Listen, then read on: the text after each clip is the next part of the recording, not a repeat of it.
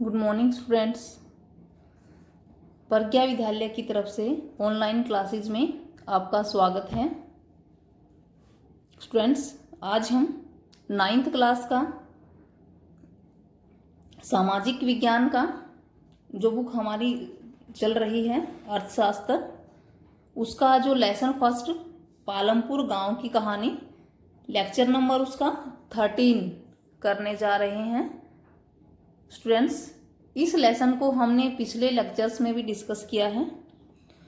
पिछले लेक्चर में हमने पालमपुर गांव है उसकी आर्थिक क्रियाएं, इनकी जो आर्थिक व्यवसाय है वो आर्थिक व्यवसाय क्या था, कृषि के बारे में अध्ययन किया था कि पालमपुर गांव में जो कृषि है वो मेन जो आर्थिक व्यवसाय है लोगों का। आज हम इसमें कर रहे हैं पालमपुर में गैर आर्थिक क्रियाएं, कि कृषि के अलावा पालमपुर गांव में वो कौन कौन सी क्रियाएं हैं जो की जाती हैं, कि कृषि के अलावा करने वाले जो दूसरे काम हैं वो गैर आर्थिक क्रियाओं में शामिल होती हैं। देखिए, पालमपुर में मुख्य व्यवसाय कृषि है, कि मेन व्यवसाय तो पालमपुर गांव का है वो है कृषि, परंतु इसके साथ कुछ गैर आर्थिक क्रियाएं भी की जाती हैं, कि कृषि के साथ दूसरे क्रियाकलाप भी किए जाते हैं जिनको हम गैर आर्थिक क्रियाओं में शामिल करते हैं। आज हम पालमपुर गांव की गैर आर्थिक क्रियाओं के बारे में अध्ययन करेंगे। पालमपुर गांव में काम करने वाले केवल 25% लोग कृषि के अतिरिक्त अन्य कार्य करते हैं, यानी कि 75% जनसंख्या है वो तो कृषि कार्यों में लगी हुई है। सिर्फ 25% जो लोग हैं वो ऐसे हैं जो दूसरे काम भी करते हैं कृषि के अलावा। वो दूसरे जो क्रियाएं हैं, अन्य प्रचलित क्रियाएं या गैर आर्थिक क्रियाएं पालमपुर गांव में वो कौन कौन सी हैं, देखिए। फर्स्ट है डेयरी। ये पालमपुर गांव का गैर आर्थिक क्रियाकलाप है। पालमपुर के कई परिवारों में डेयरी है वो एक प्रचलित क्रिया है। लोग अपनी भैंसों को कई तरह की घास और बरसात के मौसम में उगने वाली ज्वार और बाजरा खिलाते हैं। क्या करते हैं, कई तरह की घास और बरसात के मौसम में उगने वाली फसल ज्वार और बाजरा खिलाते हैं। दूध को निकट के बड़े गांव रायगंज में बेचा जाता है, कि पालमपुर गांव के लोग दूध को कहां पे बेचते हैं, कौन से गांव में बेचते हैं, रायगंज में, जो बड़ा गांव है। शाहपुर शहर के 2 व्यापारियों ने रायगंज में दूध संग्रहण एवं शीतलन केंद्र खोला हुआ है, यानी कि शाहपुर के जो 2 व्यापारी हैं जिन्होंने रायगंज में दूध संग्रहण एवं शीतलन केंद्र, डेयरी जिसको हम बोलते हैं, वो खोल रखी है, और गांव के लोग हैं वहां अपनी भैंसों का दूध है वो लेके जाते हैं बेचने के लिए, जहां से दूर दराज के कस्बों और शहरों में भेजा जाता है। अब जो दूध संग्रहण एवं शीतलन केंद्र है वो कहाँ पे है, रायगंज में है। खोल किसने रखा है, शाहपुर के व्यापारियों ने खोल रखा है, और पालमपुर गांव के लोग भैंस पालते हैं और अपनी भैंसों का दूध वो कहाँ पे बेचते हैं, रायगंज के जो डेयरी है उसमें बेचते हैं, और वहां से दूध को दूर दराज के कस्बों में वो है भेजा जाता है। तो ये क्या है, गैर कृषि क्रियाकलाप है, कि इससे भी आमदनी प्राप्त करते हैं लोग कृषि के अतिरिक्त। कुछ लोग ऐसे भी हैं जो भैंस रखते हैं और अपने दूध का जो सप्लाई है वो करते हैं। उसके अलावा दूसरा जो गैर कृषि क्रियाकलाप कौन सा है पालमपुर गांव में, लघु स्तरीय विनिर्माण। लघु स्तरीय इनके छोटे स्तर के, विनिर्माण, इनके जिनको हम दोबारा से निर्माण कर सकें, छोटे स्तर के उद्योग। इस समय पालमपुर में 50 से कम लोग विनिर्माण कार्यों में लगे हुए हैं, कि 50 से भी कम लोग ऐसे हैं पालमपुर गांव में जो विनिर्माण यानी कि छोटे मोटे जो फैक्ट्रियां हैं उनमें काम करते हैं। शहरों और कस्बों में बड़ी फैक्ट्रियों में होने वाले विनिर्माण के विपरीत पालमपुर में विनिर्माण में बहुत सरल उत्पादन विधियों का प्रयोग होता है, कि जो शहरों की फैक्ट्रियां हैं उनकी बजाय पालमपुर में जो विनिर्माण उद्योग हैं, छोटे मोटे जो कुटीर उद्योग जो खोल रखे हैं, उनकी उत्पादन विधियां हैं वो बहुत ही सरल हैं।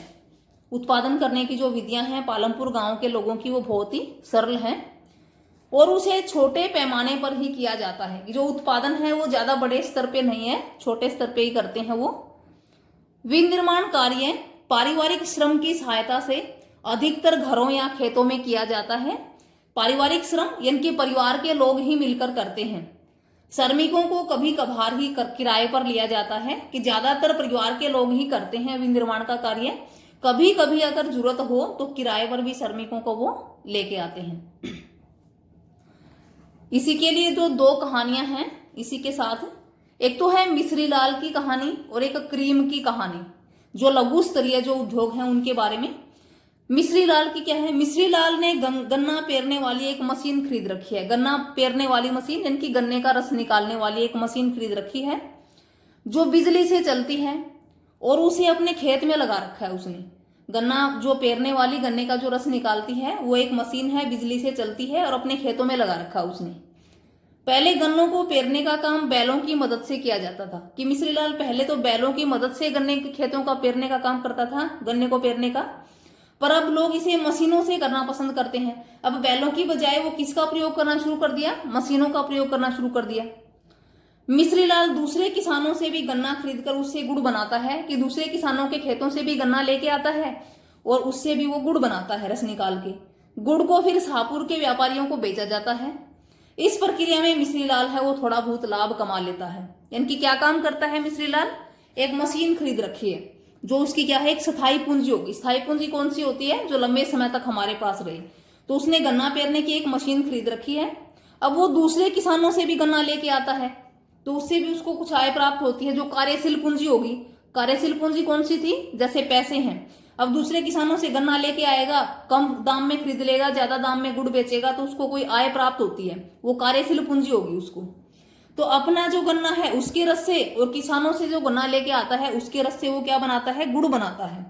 और गुड़ को फिर कहाँ पे बेचता है, वो शाहपुर के व्यापारियों को बेचता है, जिससे उसको क्या होता है, लाभ प्राप्त होता है पैसे के रूप में। जो पैसा उसको प्राप्त हुआ वो कौन सी पूंजी होगी, कार्यशील पूंजी। फिर है करीम की कहानी। करीम क्या काम करता है, कि करीम ने गांव में एक कंप्यूटर केंद्र खोल रखा है, कंप्यूटर सेंटर खोल रखा है।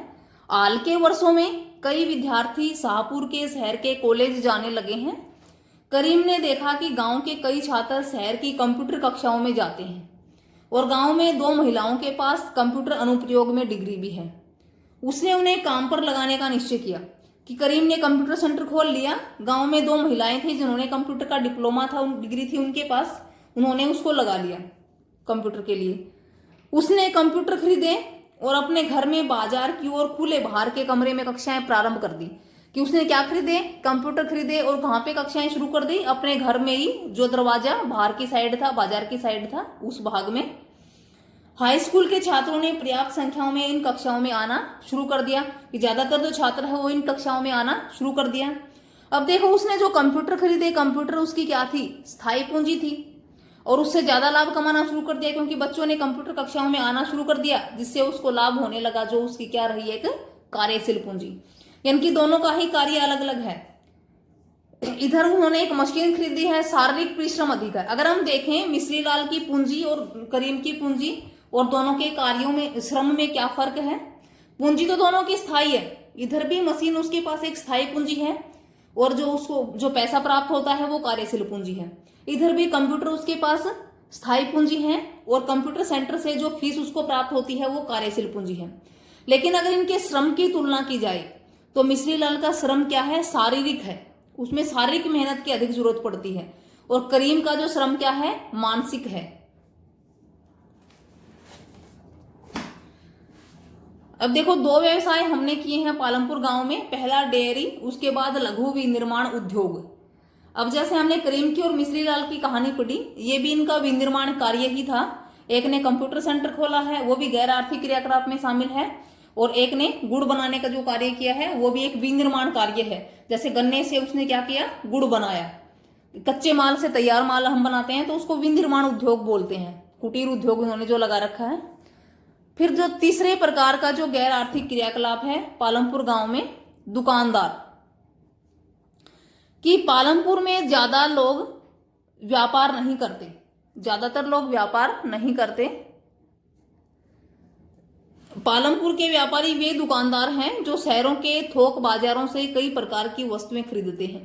थोक बाजार हम किसे कहेंगे, जहां पे हमें बहुत सारी इकट्ठी वस्तुएं जो मिल जाती हैं कम दाम में, और उन्हें गांव में लाकर बेचते हैं। कि पालमपुर में लोग ज्यादातर व्यापार नहीं करते हैं, बल्कि क्या करते हैं, दुकानदार हैं। वे थोक बाजारों में, जहां पे सस्ते जो वस्तुएं मिल जाती हैं शहर से, वहां से इकट्ठी वस्तुएं ले आते हैं और उन्हें गांव में लाकर थोड़े से महंगे दामों पर बेच देते हैं। अब जो दुकानदार हैं उनमें कौन कौन से हैं? गांव में छोटे जनरल स्टोर भी हैं। जनरल स्टोर में चावल, गेहूं, चाय, तेल, बिस्किट, साबुन, टूथपेस्ट, बैटरी, मोमबत्तियां, कापियां, पेन, पेंसिल, यहाँ तक कि कुछ कपड़े भी बिकते हैं। यानी छोटे छोटे जनरल स्टोर की दुकान है, इनमें ये सारी जो वस्तुएं हैं वो हमें मिल जाती हैं।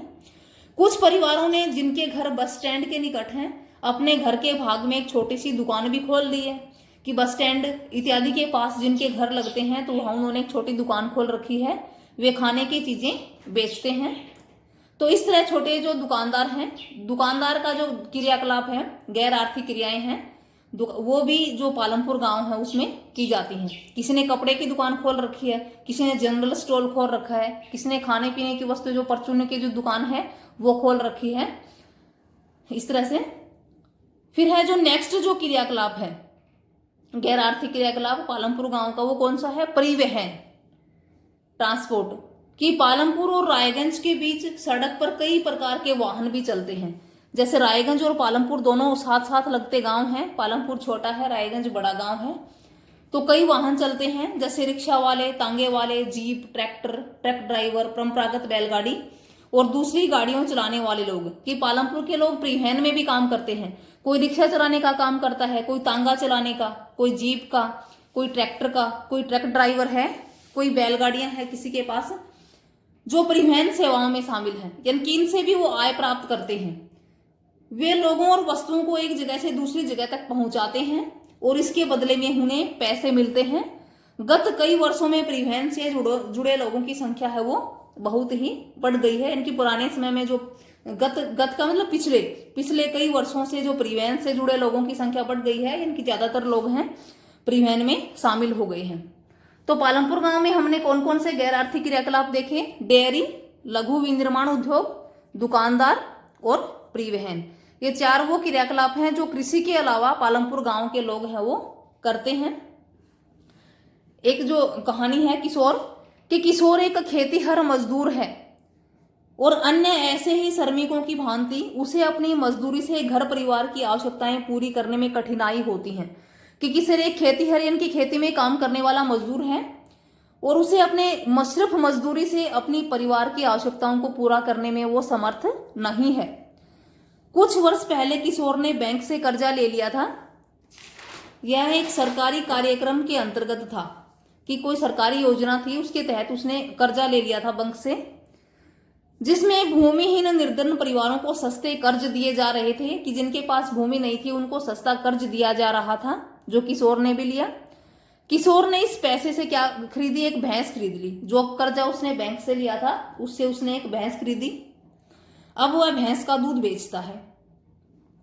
अब उसने अपनी भैंस गाड़ी है वो भी बना ली है, जिसमें वह कई प्रकार के सामान ले जाता है। सप्ताह में एक दिन वह गंगा के किनारे से कुम्हार के लिए मिट्टी लेकर आता है, या कभी कभी वह गुड़ अथवा अन्य वस्तुओं को लेकर साहेबपुर भी जाता है। हर एक महीने में उसे परिवहन संबंधी कोई ना कोई जो काम है वो मिल जाता है। परिणाम स्वरूप किशोर पिछले वर्षों की तुलना में अब अधिक लाभ कमाने लग गया है। अब देखो जो किशोर है वो कौन कौन से आर्थिक क्रियाओं में लगा हुआ है। अगर यहाँ क्वेश्चन पूछ लिया जाए कि किशोर कौन कौन से गैर आर्थिक क्रियाओं में लगा हुआ है, तो एक साथ उसके कई काम हैं। कौन कौन से हैं? देखो कि किशोर एक खेतीहर मजदूर है।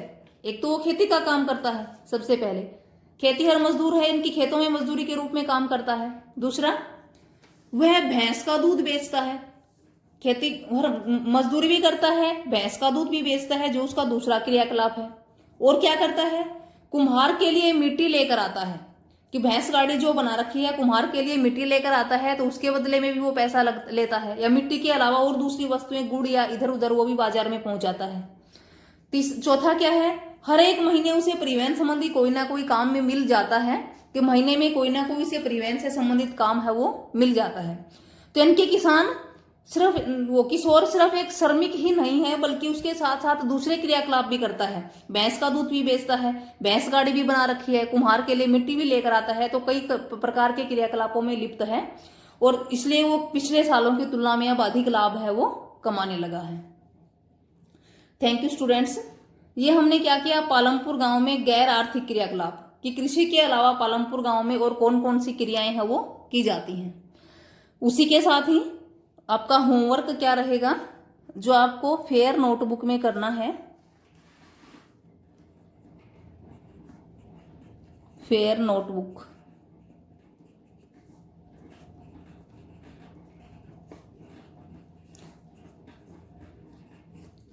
देखिए क्वेश्चन फर्स्ट है, पालमपुर में कौन कौन सी गैर आर्थिक क्रियाएं की जाती हैं? कौन कौन सी हैं? फर्स्ट है डेयरी, परिवहन, छोटे छोटे विनिर्माण उद्योग, दुकानदार। हमने क्या क्या पढ़े हैं? कोई डेयरी का काम करता है, कोई परिवहन में काम करता है, कोई विनिर्माण उद्योगों में काम करता है छोटे मोटे, जैसे कि करीम ने कंप्यूटर सेंटर लगा लिया था, मिश्री लाल ने मशीन खरीद ली थी गन्ना पेरने की, इसी तरह से, और कोई दुकानदार है। नेक्स्ट क्वेश्चन, मिश्री लाल अपना गुड़ गांव में न बेचकर शाहपुर के व्यापारियों को क्यों बेचता है? मिश्री लाल शाहपुर के व्यापारियों को गुड़ इसलिए बेचता है क्योंकि वहां से गांव की अपेक्षा अधिक लाभ प्राप्त होता है। उसके बाद है क्वेश्चन जो थर्ड है, आपके क्षेत्र में कौन कौन से गैर कृषि उत्पादन कार्य हो रहे हैं, उनका संक्षिप्त ब्यौरा दीजिए। स्टूडेंट्स, ये आपके अभ्यास का एनसीईआरटी का क्वेश्चन नंबर 13 है। क्वेश्चन नंबर 13 जो आपके अभ्यास में है, एक्सरसाइज में, एनसीईआरटी की जो बुक है उसमें क्वेश्चन क्या है, आपके क्षेत्र में, किसके? आपके क्षेत्र में कौन कौन से गैर आर्थिक उत्पादन कार्य हैं? जैसे हमने पालमपुर में देखे डेयरी, परिवहन, छोटे विनिर्माण उद्योग, दुकानदार, ये गैर आर्थिक क्रियाकलाप हैं। तो यहाँ आपके क्षेत्र के बताने हैं कि आपके क्षेत्र में कृषि को छोड़ के और कौन कौन सी गैर आर्थिक क्रियाकलाप हो रहे हैं। जैसे आपके क्षेत्र में डेयरी है, वो है, परिवहन का कार्य भी हो रहा है, उसके साथ किसी ने पेंचर की दुकान खोल रखी है, किसी ने परचूनी की, किसी ने कपड़े की। तो इस तरह के ये सारे क्या हैं? गैर आर्थिक क्रियाकलाप हैं। किसी ने कंप्यूटर सेंटर खोल रखे हैं। तो ये आपके क्षेत्र में होने वाले जो गैर आर्थिक उत्पादन जो कार्य हैं वो बताने हैं। नेक्स्ट है क्वेश्चन 4, ये भी एनसीईआरटी का क्वेश्चन नंबर 14 है, जो आपकी जो एक्सरसाइज है उसका क्वेश्चन नंबर 14 है। गांव में और अधिक गैर कृषि कार्य प्रारंभ करने के लिए क्या किया जा सकता है? कि हमारे गांव में कृषि को छोड़ के क्रियाकलाप होते हैं, अगर हम उनको और अधिक बढ़ाना चाहें तो हम क्या करेंगे? जैसे मान लो हमारे गांव में कंप्यूटर सेंटर नहीं है, तो हम गैर कृषि क्रियाकलापों में कंप्यूटर सेंटर को शामिल कर सकते हैं कि हमारे गांव में गैर कृषि क्रियाकलापों में कंप्यूटर सेंटर नहीं था तो कंप्यूटर सेंटर खोल सकते हैं। अगर डेयरी नहीं है तो हम डेयरी खोल सकते हैं। अगर परिवहन की सुविधा नहीं है तो हम रिक्शा चला सकते हैं, जीप, ट्रैक, कोई भी जो परिवहन का साधन है उसका प्रयोग है वो कर सकते हैं। तो इनकी है कि हमारे गांव में जो गैर आर्थिक क्रियाएं हैं उनके अलावा हम और क्या कर सकते हैं, कौन कौन से कर सकते हैं? तो हम वो सारे गैर आर्थिक क्रियाकलाप शामिल कर सकते हैं जो हमारे गांव में नहीं है। जैसे डेयरी नहीं है तो हमने डेयरी लगा दी, या फिर कंप्यूटर सेंटर खोला, या फिर परिवहन में लगे, या फिर पंचर की दुकान। तो इस तरह से कृषि को छोड़ के बहुत सारे, या फिर कोई दुकानदार, बहुत सारे आर्थिक क्रियाकलाप हैं जिनको हम बढ़ावा दे सकते हैं। Thank you students. ये क्वेश्चंस आपको अपनी फेयर नोटबुक में राइट एंड लर्न करने हैं।